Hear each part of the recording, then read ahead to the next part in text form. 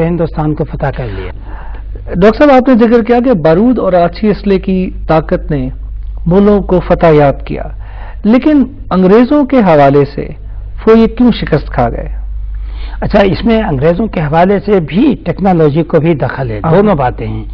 ایک تو انگریز فوجیں جو ہیں ان کے اندر بڑی تنظیم اور ترتیب ہوتی تھی، ایک جس کو ہم کہتے ہیں ڈسپلن، چونکہ یہاں جب مغلوں کے زمانے میں فرانسیسی سیاح برنیئر آیا ہے تو اس نے یہاں جب فوجوں کو دیکھا، ہندوستانی فوجوں کو، تو اس وقت اس نے کہا تھا ہمارا تو ایک فرانسیسی جنرل جو ہے وہ 20,000 کی فوجیوں کی مدد سے ان لاکھوں کو شکست دے سکتا ہے۔ فرق کیا تھا کہ یہاں ہمارے ہاں ترتیب و تنظیم یا ڈسپلن جو ہے وہ نہیں تھا۔ ایک تو انہوں نے فوجی ڈسپلن تھا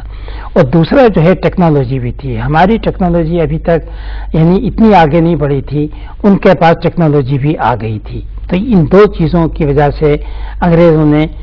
یعنی ہم پہ فوقیت جو ہے وہ حاصل کی۔ تیسری بات جو ہے جو بڑی اہم ہے وہ مطلب کہ یہاں مطلب کہ سازشی ماحول جو تھا وہ بھی تھا۔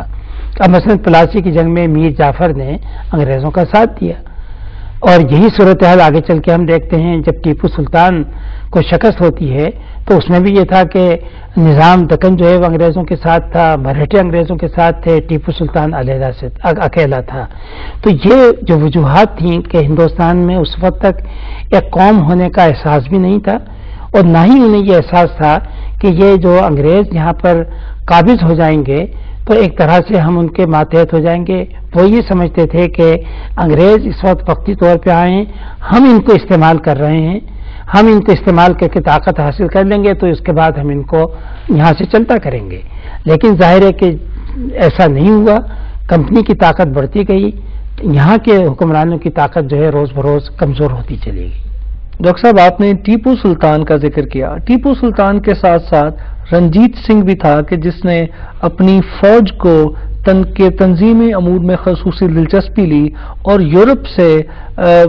جو سپہ سالار تھے ان کو بلایا گیا جو ہندوستانی یا پنجابی سپاہیوں کی تربیت کرتے تھے۔ یہی معاملہ حیدر علی کا، ٹیپو سلطان اور حیدر علی کا بھی تھا، لیکن اس کے باوجود یہ دونوں جو حکمران ہیں وہ انگریزوں کا مقابلہ نہیں کر سکے۔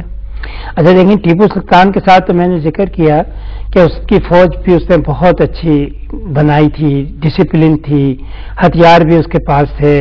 اور مطلب کہ خاص طور سے فرانسیسی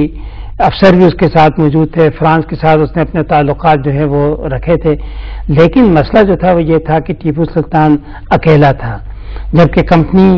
حیدرآباد کا نظام اور مراٹھے یہ تین طاقتیں اس کے خلاف تھیں، تو تین طاقتوں سے لڑنا اس کے لیے مشکل تھا۔ رنجیت سنگھ اپنی زندگی کے اندر